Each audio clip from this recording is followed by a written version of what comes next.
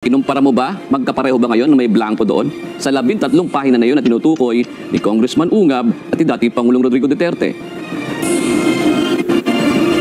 Yun sa nakita natin, dun sa mga dokumentong ipinipresenta ni Congressman Ungab at doon sa dokumento nga na nakita natin na BICAM report mula sa Senado na andun yung mga blankong mga items o walang mga sulat. Ito yung mga yung panig nila Congressman Ungab ay hinighlight pa yung mga items na yan na mga blanko. At yun din yung mismong nakita natin, parehong mga dokumento na wala, may mga blankong items na nakita tayo doon sa dokumento nang galing naman sa Senado.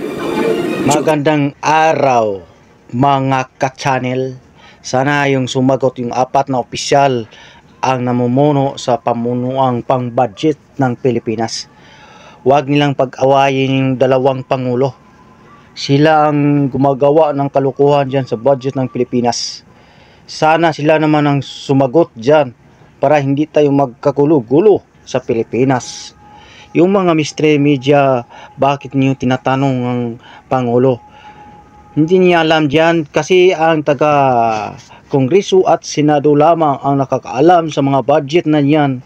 Yung dami niyan, di ba? Sabi ni Pangulo, ang dami niyan. Pero naman, mahal na Pangulo, sana pag-isipan mo bago ka pumirma.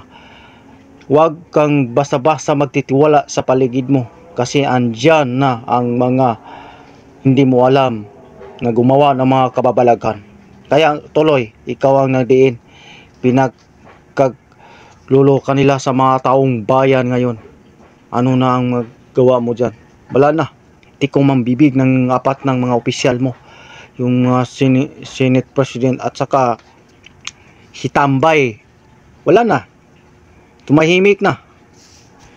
Hindi na yan. Pirmado na yan. Mahirap nang baguhin yan kasi napirmahan mo na. O, maghanap tayo ng budget. Saan tayo naghahanap? O, utang naman sa World Bank. Tapos na ang Pilipinas. Kawawa na. Grabe na ang mahal ng bilihin ngayon. Tama talaga si tatay. Hindi gumagawa na si tatay na ikapahamak niya. Totoo lahat. Panoorin nyo. Yung mga report na dyan, galing dyan sa Senado, ang BICAM Committee Report. Totoo, blanco. Panoorin nyo itong mga balita ngayon sa GMA.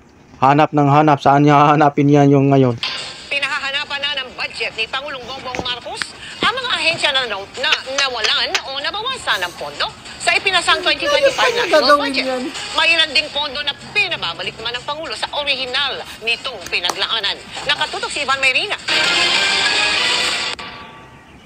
The original budget can be described as suboptimal. We are working to make it optimal once again.